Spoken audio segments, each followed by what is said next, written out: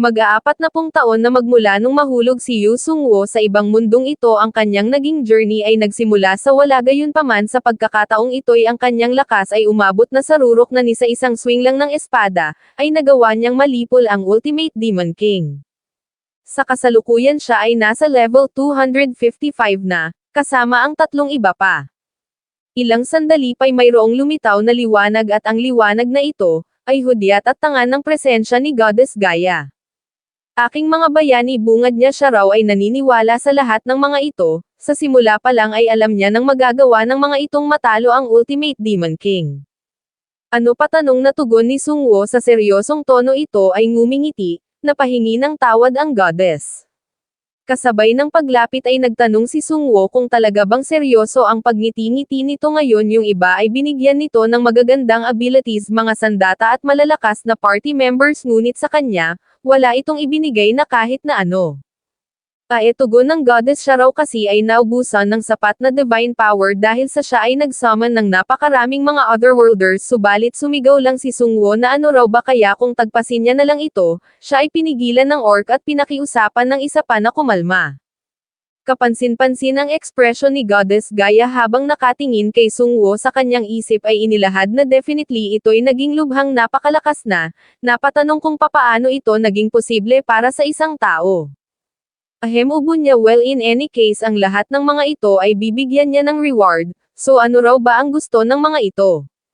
Sumagot ang orc na gusto niyang tumungo sa susunod na battlefield, subalit, siya ay umaasang mayroong just at great cause para dun. Well, sabat ng isa, siya raw ay walang anumang gustong hilingin since siya ay tumungo sa isang great adventure kasama ang mga great comrades. Ano, sabat ni Sung-woo sabay hila sa kanyang pisngi. Hindi raw ba ito nahihiyang magsalita ng ganito? Sinabi ng party member na bakit naman daw ba siya mahihiya, talaga namang ang mga ito ay ang best comrades sa mundong ito. Sinabi ng elf na ang gusto niya ay ang kapangyarihang maglakbay sa anumang dimensyon, siya rin daw ay hayaan itong makagamit ng mga sandata. Sumagot ang goddess na maaari niya itong matulungan patungkol sa dimensional travel, subalit ang sandatang parte ay medyo, well, maaari niya raw bang marinig ang rason para rito. Sumagot ang elf na obviously para sa revolusyon, isang revolusyon para sa mga lahing na-exclude at nabuli, naway ang siklab ng revolusyon ay lumawig sa lahat ng dimensyon, ang mga sandata ay itututok nila sa mga taong nasa pribilehiyo. Yeye, pagsang-ayon ni Sung-woo, talagang ikaw na ikaw ito, Red Elf. Huho, tugon ng elf, salamat daw at siya'y kilalang-kilala nito. Sa kanyang isip ay inilahad ng goddess na ang mga ito'y tumigil na sa pag-encourage sa isa't isa at kasabay ng buntong hininga ay tinanong si Sung-woo kung papaano naman daw ba ito, ano ang gusto nito. Napaisip si Sung-woo, pera at mga items, siya ay mayroon ng napakaraming taglay na ganoon. Patungkol naman sa mga bagay na tulad ng kapangyarihan at katanyagan, iyon ay maaari niyang makuha kahit na anumang oras na gustuhin niya, kaya siya ay hindi na magbabother pa patungkol doon. Para sa isang tulad niya na ngayon ay nasa level 255 na, siya ay mayroon ng kapangyarihang maglakbay sa mga dimensyon at i-conquer ang iba't ibang mundo. Sa kasalukuyan ang pinakakailangan niya ay, biglang dumaloy sa kanyang isip ang isang partikular na alaala. Ito ay yung panahong kakarating niya pa lang sa mundong ito, nung siya ay nasa level 1 pa lang. Dito ay biglang nagreklamo ang kanyang tiyan, kaya agad niyang iginala ang kanyang paningin hanggang sa matuon sa signage ng isang kainan. Sa loob siya sana ay mag-o-order na nang bigla siyang inunahan ng isang customer. Boss, sigaw nito, yung palagi niyang ino-order ang ibigay nito, thus si Sung-woo ay gamaya na lang ng order. Ilang sandali pa ang order ay na-serve na. Wow, sambit ni Sung-woo sa kanyang isip, sa wakas siya ay makakakain na ng maayos na pagkain. Kasabay ng pagtagas ng mga luhay, nagpasalamat at nagsimulang lumantak. Uy Mr. Hero, sundot ng goddess sa kanyang pisngi. Uy Mr. Sung-woo, ano, inaalala daw ba nito ang nakaraan?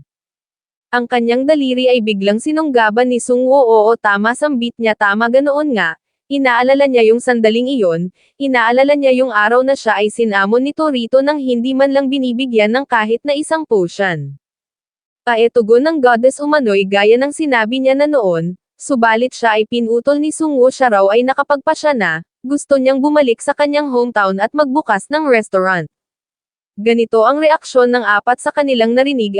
Pautal na sambit ng goddess, restaurant, Sinabi ni Sungwoo na iniisip niyang hayaan ang mga tao ng kanyang hometown na malaman ang patungkol sa mga pagkain ng mundong ito. So sambit ng elf, so gusto nitong ibenta ang mga pagkain ng mundong ito sa mundo nito, tama raw ba yung narinig niya? Well, lahat ni Sungwoo obviously ang mga earth dishes ay napaka-common na doon, kung kaya meaningful lang na ang mga pagkain dito ang i-offer niya sa kanyang restaurant. Baliw sambit ng elf, nagtanong ang orc kung ito ba ay seryoso, habang sinabi naman ng isa pa na naway ang mga earthlings ay mabiyayaan ng God's blessing. Nagtanong ang goddess kung ano ang pinagsasasabi nito, ang pagkain sa mundong ito ay ang siyang pinakamalala sa lahat ng dimensyon, sa kasamaang palad ay hinigpitan lang ni Sungwoo ang kanyang pagkakahawak sa kanyang espada at itinarak sa lupa sa harap mismo ng goddess, isang bagay na labis nitong ikinat. Sa seryosong tono ay sinabi ni Sungwoo na iyon nga mismo ang dahilan. Umano'y ang ibig niyang sabihin, napaka-unfair naman kung siya lang ang makakatikim sa mga lousy na pagkain ng mundong ito, tama raw ba? Ang Seoul ay isang syudad ng kasaganaan at kapayapaan, kung saan nananatiling nakasindi ang mga ilaw sa magdamag. Gayunpaman, kasunod ng paglitaw ng mga gates at mga halimaw, ang pangalang Seoul ay bigla na lang naglaho ng walang bakas. Sa rooftop ng isang skyscraper sa isang syudad na itinuturing na disaster zone Sect A ay makikita ang isang lalaki, na pamura. Kasabay ng paghakbang palapit ay sinabi ng isang babae na bilang isa sa top 100 highest level hunters, pakiusap protektahan nito ang dignidad nito bilang first order, ang lalaki tinawag bilang Mr. Baek Kang-hyuk. Si Kang-hyuk ay kilala rin sa codename na Superstar. Inilahad niya sa babae na sadyang hindi niya lang talaga mapigil ang mapamura, kailangan niya rin daw bang isarado iyon, ang gate ang tinutukoy niya. Hindi tugon ng babae, umano'y hindi na kailangang isarado pa nito ang low-rank gate na ito, since ito'y magsasarado rin naman sa hindi katagalan. Sinabi ni Kang-hyuk na siya'y sawang-sawa na sa pagtatrabaho ng overtime. Tinanong ang babae kung alam ba nito kung ano ang nangyayari. Ang babae sumagot na ito ay isang danger zone, walang anumang espesyal hanggang sa ito ay maging strange. 4 na araw na ang nakararaan, lubhang napakaraming halimaw ang lumilitaw. Well, tugon ni Kang-hyuk, iyon daw ay totoo, subalit tingnan nito ang isang iyon, ito ay kumikilos na tila ba hinahabol ng isang savage beast.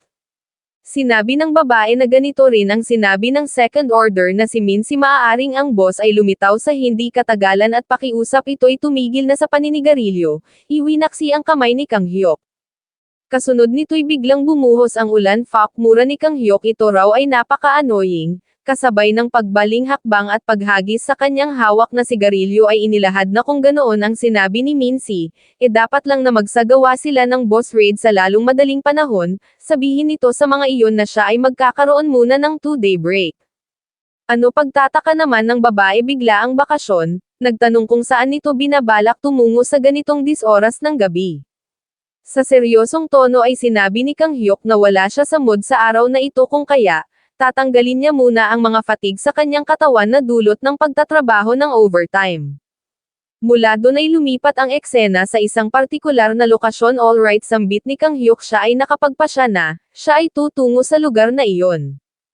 Inilahad sa kanyang isip na ang fatigue mula sa pagtatrabaho ng overtime, ang pressure mula sa mga laban at walang laman na tiyan, ang kanyang nararamdamang stress ay nasa limits na ngayon.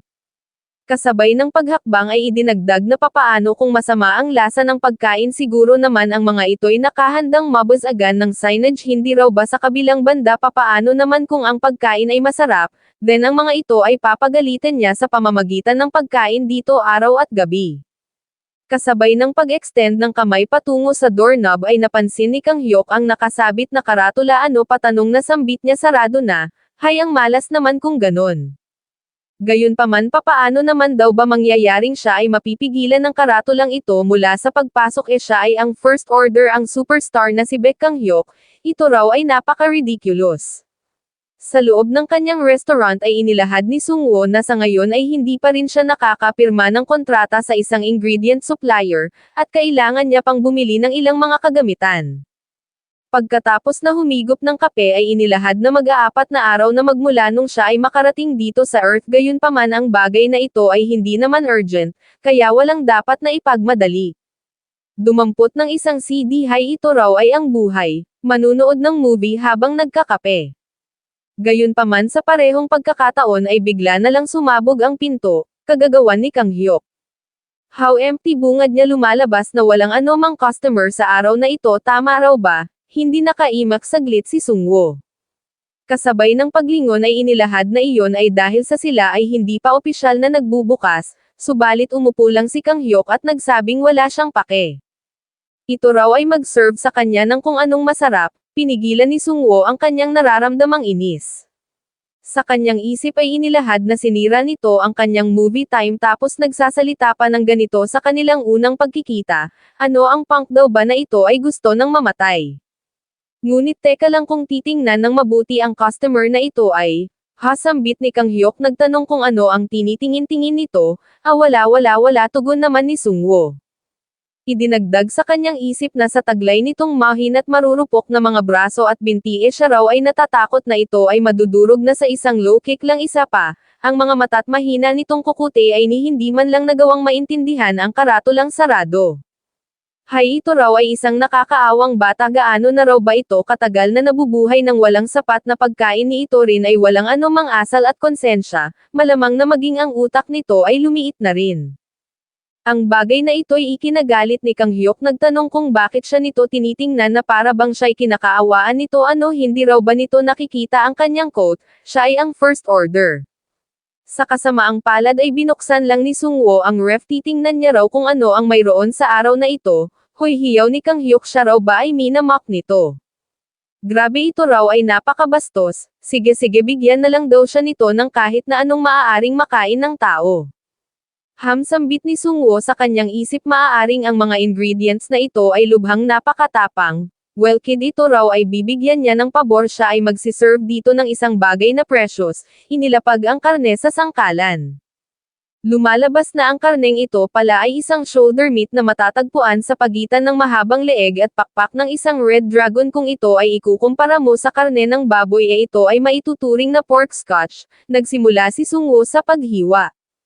Ang dragon meat ay nagtataglay ng spirit of the flame at dahil dito, ito ay mayroong matapang na aftertaste ng apoy.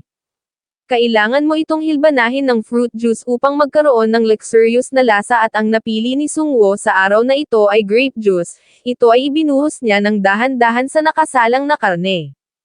Although ang lasa nito ay hindi naman ganoon kasama, para kay Sungwoo kailangan niyang maglagay ng extra, upang magkaroon ng good effect sa kanyang kauna-unahang customer.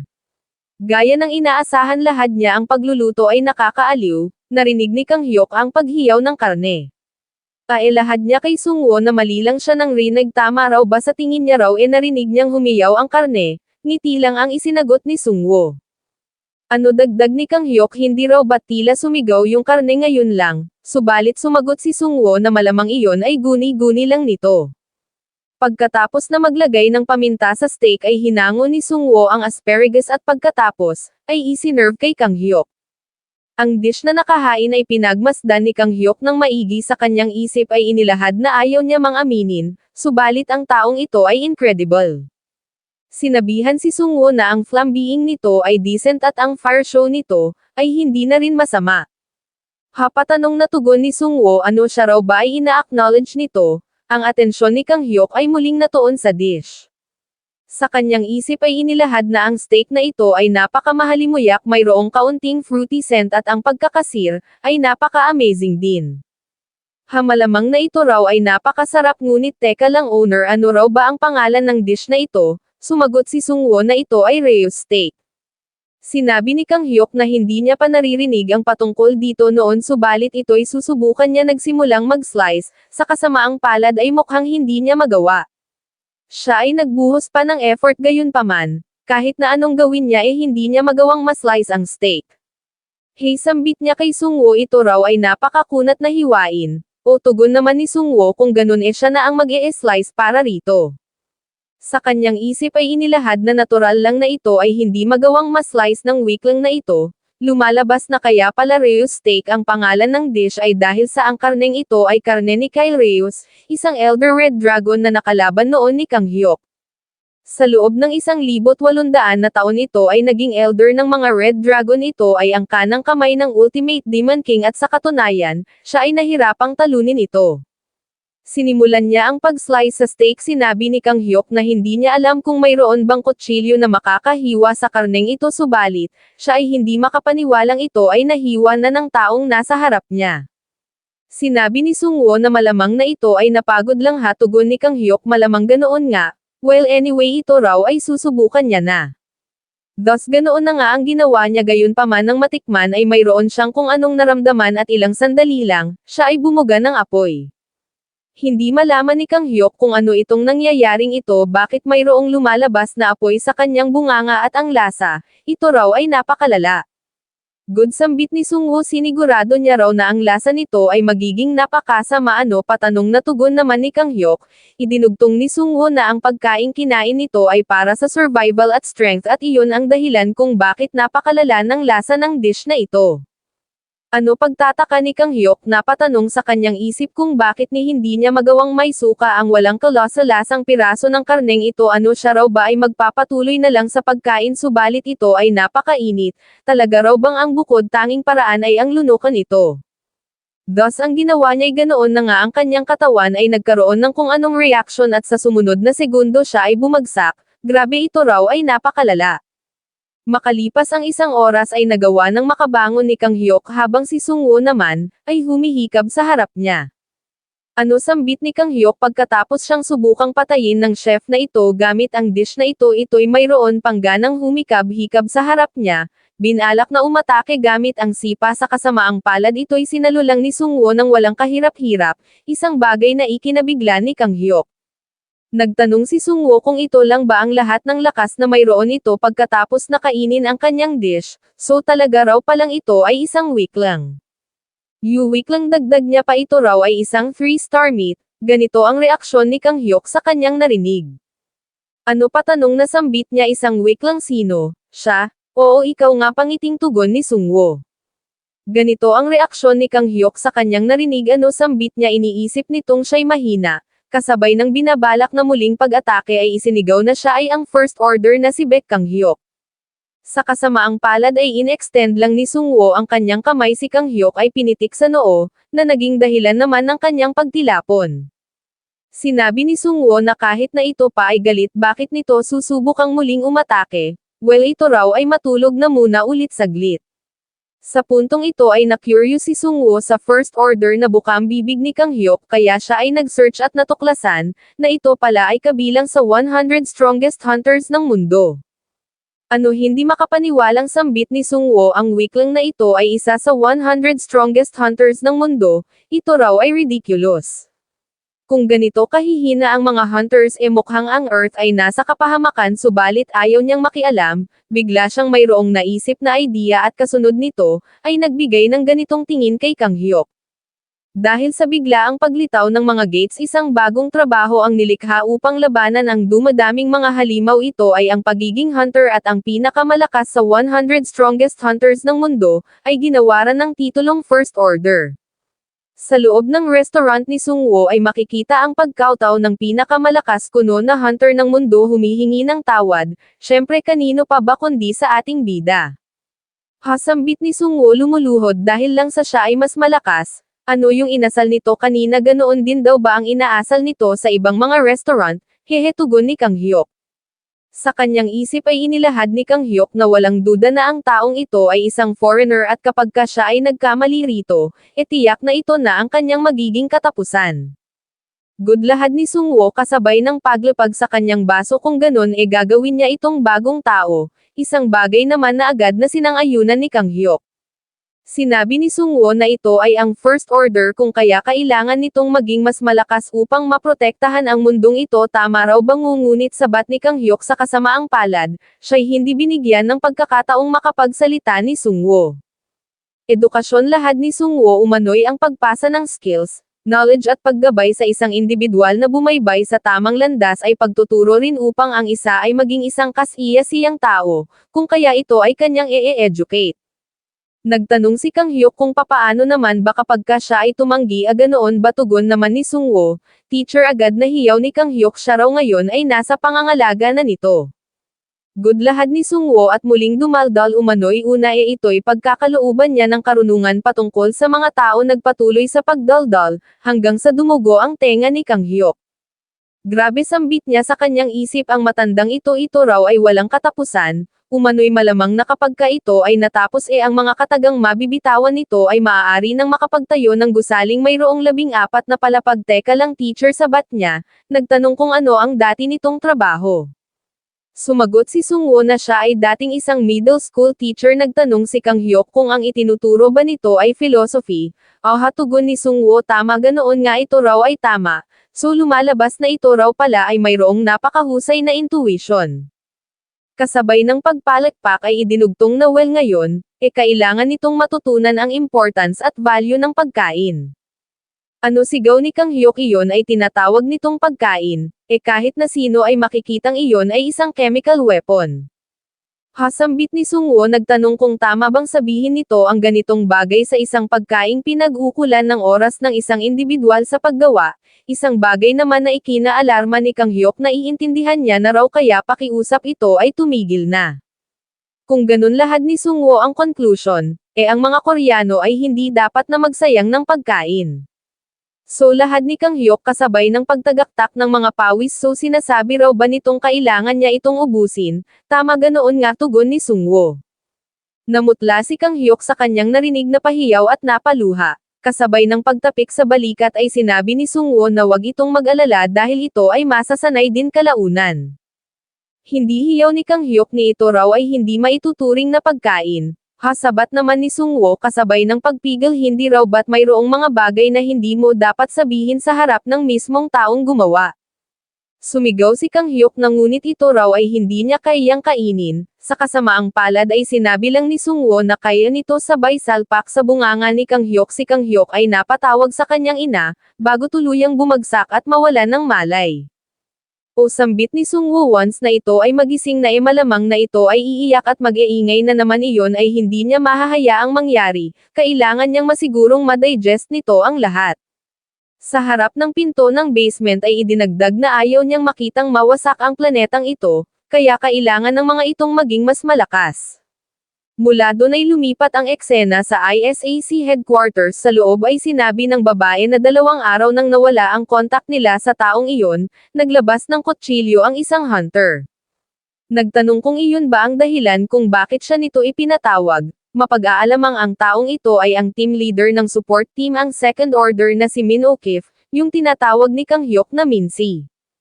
Sinabi ng babae na since ang taong iyon ay si Baek Kang Hyuk, napakalabong iyon ay nakidnap, hinuli upang imbestigahan o kaya naman ikinulong. Syempre naman, tugon ni Minsi, dahil papaano naman daw ba mangyayari ang bagay na iyon sa first order? Sino ang mayroong sapat na lakas upang gawin ang bagay na iyon sa taong iyon? Malamang na iyon ay nakapagdulot ng gulo at nagtatago, maaari ring babae ang dahilan. Sinabi ng babae na siya ay labis na nag-aalala dahil isang araw na lang ang natitira para sa kanilang paghahanda laban sa boss, kaya sa puntong ito ito na ay isang emergency, walang ibang magawa si Minsi bukod sa pagpigil sa kanyang inis. Ang troublemaker na iyon, lahad niya sinabihan ang babaeng wag mag-alala, iyon ay kanyang kakalagkarin. Mula doon ay lumabas na mula sa headquarters si Minsi. Ilang sandali pa'y huminto, nagsabing siya'y hindi binigyan ng ganitong skills upang hanapin lang ang troublemaker na iyon, kapansin-pansin ang ginawa niyang paglapat ng kamay sa kaliwang parte ng kanyang tiyan. Siya ay umupo, ipinikit ang mga mata't ginamit ang kanyang search skill at sa sumunod na segundo, ay nagawa niya ng matagpuan ang kinaroroonan ni Kang Hyuk. Ilang sandali pa ay narating niya na ang restaurant ni Sungwo. Napatanong kung ni ano ang ginagawa ng troublemaker na iyon dito, natuon ang paningin sa karatulang nasa gilid ng pinto. Hasambit niya ito raw ay nakalock, subalit, madali lang para sa kanyang ito'y buksan gamit ang lockpick. Maya-maya pa'y nagawa ng makapasok ni Minsi sa loob, ay iginala muna ang paningin, bago isinarado pabalik ng dahan-dahan ang pinto. Ang troublemaker na iyon, lahad niya malamang na iyon daw ay nasa basement, subalit saan niya matatagpuan ang daan, mapapansin ang silhouette ni Sungwo sa kanyang likod. Ito naman ay nagawang mahagap ng peripheral vision ni Mincy agad na lumingon sinabi ni Sungwoo na siguro naman alam nitong trespassing ang ginagawa nito tama raw ba ganito ang naging reaksyon ni Mincy sa pautal na paraan ay napatanong kung papaano, sa pangiting paraan ay sinabi ni Sungwoo na kung kaya ang susunod niyang gagawin ay isa lamang self-defense. Mula doon ay lumipat ang eksena sa loob ng basement, kung saan makikita si Kang Hyuk. Kasabay ng pagbaba sa kanyang pickaxe ay nag-exhale, maaaring siya raw ay mamatay dito. Sa parehong pagkakataon ay mayroon siyang narinig na yapak hindi raw ba kaya? Gaya ng inaasahan lahat niya nang makita ng malinaw kung sino ang dumating umano'y gaya ng inaasahan Mincy alam niya raw, na ito ay pupunta rito para sa kanya. So kung ganun nasaan daw ba ang exit? Hoy Mincy dagdag niya pa nang hindi makatanggap ng sagot. Sa kasamaang palad ay sumagot lang si Mincy upang ipaalam na maging siya ay nahuli rin, ganito ang naging reaksyon ni Kang Hyuk sa kanyang narinig. Mula doon ay sabay nang naghukay ang dalawa at ilang sandali pa, ay binitawan ni Mincy ang kanyang pickaxe nagtanong kung ano ang ginagawa niya. Hasabat ni Kang Hyuk hindi raw ba't ito naman ay napaka-obvious, ini-expand nila ang basement. Hindi mapigil ang mainis ni Mincy sa kanyang narinig hindi raw ba nito nakikitang siya'y nagiging sarcastic lang, bakit daw ba kasi ginalit pa nito ang isang halimaw na tulad nun.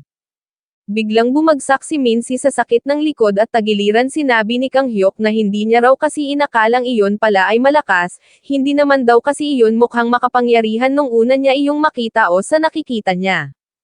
Tinanong niya si Mincy kung natansya ba nito kung gaano iyon kalakas nung ginamit nito ang kanyang ability, nakita naman na nito si Hakan noon hindi raw ba? Oo tugon naman ni Mincy nakita niya na raw ang First Order Rank 6 at Return ng Warrior na si Hakan ngunit kumpara sa level nun na nasa level 85 lang, iyon ay napakalayo sa taong pinrovoke nito. Wow sambit ni Kang Hyuk so talaga raw palang iyon ay napakalakas magtatrabaho na naman daw ba ito? Hindi na ba muna ito magpapahinga? Sumagot si Mincy na kaysa sa magpahinga, mas pipiliin niya parong patayin ang taong gumalit sa halimaw na iyon sa kasamaang palad, si Mincy ay wala ng sapat pa na lakas upang ipagpatuloy ang binabalak niyang gawin. Hasambit ni Kang Hyuk at iyon daw ang dahilan kung bakit siya nagtatrabaho ng husto rito, bilang paghingi na rin ng tawad dito. Well anyways ito raw ay hindi maganda sapagkat ang boss ay malapit nang lumitaw kapag sila ay hindi pa nakalabas dito, kasabay ng pag-exhale ay sinabi ni Mincy na tama ganoon nga ito ay masama, sapagkat sila ay ang mga best hunters ng Sector A. Sa parehong pagkakataon ay maririnig ang pagreklamo ng tiyan ni Kang Hyuk ay saad niya kay Mincy sabay tawa ng hilaw siya raw ay wag nitong tingnan ng ganito, wala na silang magagawa pa patungkol doon since sila ay nakapagtrabaho na ng husto rito. Hay buntong hininga ni Mincy umano'y kahit na, mas maiging sila raw ay umalis na lang dito't humingi ng tawad sa owner. Sambit ni Kang Hyuk talaga raw bang iniisip nitong sila'y hahayaan nung makaalis dito ng ganoon kadali? Well tugon ni Mincy kung sasabihin nila ang sitwasyon malamang, isa pa do weird, pakiramdam niya'y ang charm ng taong iyon ay maaaring maging upright. Makalipas ang ilan pang mga sandali ay lumipat ang eksena sa itaas at dito, ay sinabi ni Sungwoo sa dalawa na oo ang mga ito ay maaaring makaalis, ganito ang magkaibang reaksyon ng dalawa. Sharpshooter Min Okif tama babaling ni Sungwoo kay Mincy umano'y kung ganon, siya ay titigil na sa pagsasalita rito ng formal.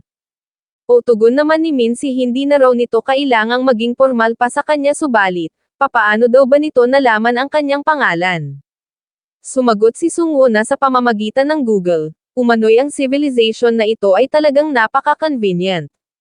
Ngayon nasaan na raw ba ang kanyang manners well ang mga ito raw ay wag munang umalis dahil kahit na ang kanyang restaurant ay hindi pa opisyal na nagbubukas napaka-rude naman kung ang mga ito'y paaalisin niya ng hindi pinapakain, kung kaya ang mga ito'y ipagluluto niya muna. Hindi mariing tutol naman ni Kang Hyuk umano'y ang pagkain nito ay napakalala ng lasa. Well tugon ni Sungwoo, alam niya raw na ganito ang sasabihin nito. Kung ganun ganito na lang ito ay ang siyang magde-decide, kung ang gusto ba nito ay masarap o malala. Tugon ni Kang Hyuk sinong idiot naman daw ba ang pipili ng malala, syempre ang gusto niya raw ay masarap. Kung ganun lahad ni Sungwoo kung ganun siya ay magpe-prito ng ilang salmon sa foil para rito since mayroon pang natirang salmon dito, hasambit naman ni Mincy so mayroon daw palang choice. Kung ganun siya raw ay bigyan nito ng subalit bigla siyang mayroong napagtanto teka lang talaga raw bang sila'y hahayaan nitong pumili, iyon daw ay hindi maaari dahil lubhang napaka-suspicious naman kung ganoon. Sinabi niya kay Sungwoo na ang pipiliin niya ay ang malalang lasa, kapansin-pansin ang reaksyon ni Kang Hyuk habang si Sungwoo naman ay natuwa. Mula sa ref ay kinuha niya ang piraso ng salmon tinanggalan ng plastic, at nagsimulang mag-slice. Kumuha ng cooking wine at ibinuhos at pagkatapos, ay ginayat ang mga sangkap. Napasabi si Mincy na ito ay incredible. Nagtanong si Kang Hyuk kung ito ba ay stupid, bakit pagkain na mayroong masamang lasa ang pinili nito. Well, tugon ni Mincy maging siya rin ay tinatanong ang kanyang sarili, subalit ang niluluto nito ngayon ay mukhang talagang napakasarap. Sinabi ni Kang Hyuk na ngayong nabanggit nito ito raw ay weird, dahil normally ay kailangan mong mag-spend ng 5 hanggang 10 minuto upang matanggal lang ang langsa ng isda ngunit ito, muling nagsalita si Mincy. Inilahad na marahil hindi nito nakikita subalit ito ay gumagamit ng asin at cooking wine sa parehong pagkakataon at gamit ang teknik na iyon, ang langsa ng isda ay naglaho ng instant na ninagmistulan ngang isang magic trick. Pagkatapos na mabalot ng foil ay inilagay na ni Sungwoo ang salmon sa pan-tinakpan sinindihan ang apoy, at pagkatapos ay isinalang. Isang bagay pa palalahad ni Sungwoo kay Mincy ang puso atay at kidney daw ba nito ay mahina by any chance, oo tugon naman ni Mincy kaunti, ito raw ay medyo sensitive. Well lahad ni Sungwoo kung ganun hindi niya maaaring ibigay rito ang kanyang normal na war dish oo tama ganoon nga tuya naman ni Kang Hyuk ang taong ito ay ni hindi tumatagal ng 5 minuto sa digmaan nang hindi naghahabol ng hininga, well lahad ni Sungwoo kung ganun bibigyan niya na lang ito ng medicinal food. Agad siyang kumuha ng malalim na pan at nagsimulang maghalo hasambit naman ni Kang Hyuk ang akala niya raw ito ay gagawa ng kung anong bagay na nakakatakot, subalit mukhang normal naman ang niluluto nito ngayon. Hahahamin si ito raw ay maswerte, ang akala niya pa naman ito ay magdurusa sa araw na ito. Ilang sandali pa ay inangat ni Sungwoo ang takip ng isinalang niyang salmon ito raw ay naluto na, agad na isi-nerve kay Kang Hyuk. Wow sambit naman ni Kang Hyuk ito raw ay talagang mukhang napakasarap agad na dumampot gamit ang chopsticks sa mubo tinikman, napadpad sa kung saan. Shit ito raw ay napakasarap bakit daw ba kasi ito ay gumagawa pa ng ganoon kalalang pagkain marunong naman pala itong magluto ng ganito kasarap, nagtanong si Mincy kung bakit ito nagmumura. Well lahad ni Sungwoo isipin na lang daw nito ang bagay na iyon bilang kanyang hobby, sabay abot ng sauce. Grabe sambit naman ni Kang Hyuk ito raw ay mas lalo pang sumarap sa sauce at pagkabaling ni Sungwoo, ay napasabi si Mincy sa kanyang isip na mukhang turn niya na. Ang niluto ni Sungwoo para sa kanya ay hinango na, inilipat sa bowl. Sa kanyang isip ay inilahad ni Mincy na kailangan niyang matuklasan kung bakit ito nagsiserve ng ganitong uri ng pagkain, kailangan niyang isakripisyo ang kanyang sarili. Sa ngayon ay i-ignore niya na lang muna ang lasa at aalamin ang katotohanan sa likod nito ngunit nang imulat niya ang kanyang mga mata, siya ay nabigla sa kanyang nakita. Sinabi ni Sungwoo na maaaring ito ay hindi masarap gayunpaman, hinihiling niyang ito ay swertehin. Ang pagkaing inihain ay tinitigan ng husto ni Mincy sambit ni Kang Hyuk sinasabi nitong ang bagay na ito ay isang porridge, nagtanong kung ito ba ay nilagyan nito ng uranium. Napakarod tugon ni Sungwoo, bakit naman daw ba siya maglalagay ng ganoon? Kung ganun lahad ni Kang Hyuk kung ganun ang inilagay nito rito energy drink, bakit ganito ang kulay nito? Halahad niya kay Mincy mukhang ito raw ay hindi pagkain ng tao hindi raw ba subalit hindi umimik si Mincy hindi raw ba, muling tanong ni Kang Hyuk. Sa kanyang isip ay inilahad ni Mincy na ang kulay na ito kasabay ng flow ng magic power umano'y walang duda, na ang dish na ito ay nagtataglay ng effects na kahalintulad sa isang healing potion. Subalit papaano nito nagawang ito ay may handa ng ganoon kabilis, maging ang mga professional nga ay hindi ito kayang gawin ng ganito kabilis at smooth. Habang sinasabi niya ang mga bagay na ito sa kanyang isip ay nakatingin siya kay Sungwoo habang si Sungwoo naman, ay ngumingiti lang. Excuse me lahad niya kay Sungwoo ito raw ba ay, subalit ganito lang ang isinagot ni Sungwoo. Sambit ni Mincy sa kanyang isip siya raw ba ay sinasabihan nitong tumahimik. Well either way tiyak na siya raw ay gagaling na pagkatapos na makain ang bagay na ito kaya sa ngayon ang pinakamainam na gawin ay ang kumain na muna. Sa unang subo pa lang ay naramdaman niya na ang effects talaga wrong siya ay gumagaling subalit, bakit napakalala ng lasa tila siya raw ay ngumunguya ng tingga.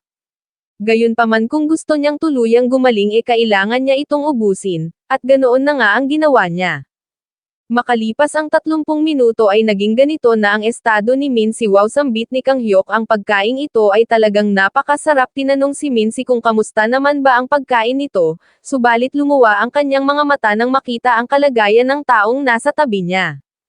Sa kanyang isip ay inilahad ni Mincy na ang kanyang kidney ay tuluyan ng gumaling, ang kanyang magic power ay bumalik na rin sa normal, umano'y matagal-tagal na rin magmula nung siya ay magkaroon ng ganito kagandang pakiramdam. Tinanong siya ni Kang Hyuk kung ano ang nangyayari sa kanya, subalit si Mincy ay tumayo lang, nagbow sa harap ni Sungwoo at nagpasalamat, hinding-hindi niya raw kakalimutan ang kabaitang iginawad nito. Sumagot si Sungwoo na iyon ay walang ano man ha. Pagtataka naman ni Kang Hyuk, ano ba kasi talaga ang nangyayari rito, ano ang vibe na ito? Fuck, di bali at mula rito, ay nag-order si Kang Hyuk ng ilan pang bowl. Hay, sa wakas sambit ni Kang Hyuk, makalipas ang ilang sandali sa wakas nararamdaman niya nang siya ay buhay, so lahad naman ni Mincy kay Sungwoo. So kung mangyari raw bang lumabas sa gate ang boss monster bukas, ito raw ba ay maaaring tumulong sa kanila? Well, tugon ni Sungwoo, iyon daw ay, brother, sabat naman ni Kang Hyuk, ito raw ay hindi maaaring basta-basta na lang magbitaw ng ganoong uri ng tanong. Nagtanong si Mincy kung ano ang pinagsasasabi nito, sumagot si Kang Hyuk na ang owner ay isang returnee, kaya ito ay talagang napakalakas. Gayunpaman kahit na ito ay malakas, iyon ay hindi nangangahulugang kailangan na nitong lumaban para sa kanilang kapakanan. Tiyak na ito ay mayroong sariling mga rason at kung gusto nitong lumaban malamang naman na ito ay magsasalita, malamang na ito ay tutulong kapag sila ay nalagay sa panganib, tama raw ba? Hasambit ni Sungwoo, idinugtong ni Kang Hyuk na kapag ito ay nag-step in ang kanilang trabaho ay magiging napakadali, subalit ano ang mangyayari pagkatapos nun, hindi ba't sila'y mawawalan na ng tsansang mag-grow at mas lumakas pa? Kung kaya ito ay ang gusto niyang sabihin, kailangan nilang maging mas malakas at overcome ang lahat ng mga hardships sa sarili nilang paraan, napapalakpak si Sungwoo sa kanyang narinig. Are you kidding me? Sabat ni Mincy, isang bagay naman na nag-caught off guard kay Kang Hyuk, sapagkat ang akala niya napakahusay nung sinabi niya. Kasabay ng paglapit ay sinabi ni Mincy na wag itong makipag-mess sa kanya, imbes na bek Kang Hyuk tinawag niyang fuck Kang Hyuk si Kang Hyuk. Sambit naman ni Kang Hyuk, nagtanong kung bakit. Kasabay ng sundot ay sumagot si Mincy na kapag sumali ito sa boss raid tiyak na ito ay madidiscovery ng Hunter Association at pagkatapos, tiyak na ito ay makakapasok sa First Order ranking. Ang rank 100 ay magiging 101 at ang 100 ay mawawalan ng quote, ano hindi raw ba't iyon ang ipinag-aalala nito? Hasambit naman ni Sungwoo, so ganoon daw pala. Ngisi ni Kang Hyuk, you got me, sinabi ni Mincy kay Sungwoo na ganitong uri ng tao ang taong ito, hasambit naman ni Sungwoo wag daw itong mag-alala dahil tinitiyak niyang gagawin niya itong isang tunay na tao. Gayunpaman ito naman ay hindi ganoon kamali, ilang mga kaharian na ang nakita niya na umasa sa iisang hero, subalit ang lahat ay iisa lang ang kinahinatnan, at iyon ay destruction. Well, kung ganoon, tugon ni Mincy sabay tayo, kung ganon hindi na nila sasayangin pa ang oras nito, sinabihan si Kang Hyuk na umalis na. Inilahad ni Sungwoo na ang mga ito'y dumaan dito paminsan-minsan at ang mga ito'y bibigyan niya ng free service, ang ibig niyang sabihin libreng pagkain. At ikaw Mr. Beck, dagdag niya pa, dapat daw na ito'y tumungo rito ng madalas, no way, mariing tanggi naman ni Kang Hyuk at mula rito, sila'y tuluyan ng umalis. Sa labas ay sinabi ni Kang Hyuk na lumalabas na mukhang ang 10 servants ay kalabisan maging para sa kanya, hasabat ni Mincy ang umubos ito ng 10 servants ng libre, ito raw ay isang pig-like bastard. Shut up, naiinis na tugon ni Kang Hyuk, umano'y ang piliin nitong kumain ng mabahong porridge, anong uri ba ng alangala ang mayroon ito? Hasambit ni Mincy sa kanyang isip, mabahong porridge. Well, wag daw itong mag-alala dahil mare-realize din ito balang araw, kung gaano ito kaswerte na mamit ang isang taong katulad nun. Sa sumunod na araw ay isinagawa na ang boss raid, ang pag-atungal ng boss monster ay umalangaw-ngaw. Sa rooftop ng isang partikular na gusali ay makikita ang dalawa, sa sumunod na panel ay makikita ang pagdating ng isang helicopter. Narito na lahad ni Min si kay Kang Hyuk. Hasambit ni Kang Hyuk kasabay ng pagbunot ng bala, lumalabas na mukhang ito ay nasa magandang kondisyon ngayon. Syempre naman tugon ni Min si dumugtong si Kang Hyuk na kung ganon, kunin nila ang spotlight sa gabing ito. Sa sumunod na araw ay maririnig ang report na kahapon although ang Sector A ay na-designate bilang A-ranked danger zone, salamat sa superstar na si Baek Kang Hyuk at sa second order na si Kim O'Keefe, salamat sa kanilang ginawang pagtutulungan, ang threat ay matagumpay na na-eliminate. Ang Korean government ay mayroong Order of Merit na ibibigay sa superstar team, subalit si superstar Baek Kang Hyuk ay tumanggi sa interview sa kauna-unahang pagkakataon magmula nung iyon ay mag-debut umano'y ayon sa natanggap nilang impormasyon. Ang rason dahil sa iyon ay nagkaroon ng malalang stomach ache. Hasambit ni Sungwoo, lumalabas na naging mahusay ang naging performance nung dalawa. Well, ito raw ay isang relief dahil sa totoo lang, ang tunay na rason ng bigla ang paglitaw ng mga gates ay dahil sa kanya. Habang siya ay tumatawid sa mga dimensyon, ang mga halimaw ay naging sensitive, nagsipanik dahil sa kanya. Kung kaya ngayon, ay inilalagay niya na lang ang kaligtasan ng mundong ito sa kamay ng mga hunters. Well, mayroon pang natitirang isang linggo bago ang grand opening. Siya raw ba ay dapat na maghanda sa araw na ito, nang bigla siyang mayroong napansing dumating. Sa labas ay makikita ang isang basang pusa. Good morning ang bati nito. Hello, bungad naman ni Sungwoo kasabay ng pagbukas ng pinto. Sinabi ng pusa na ang order nito ay dumating na, Nia.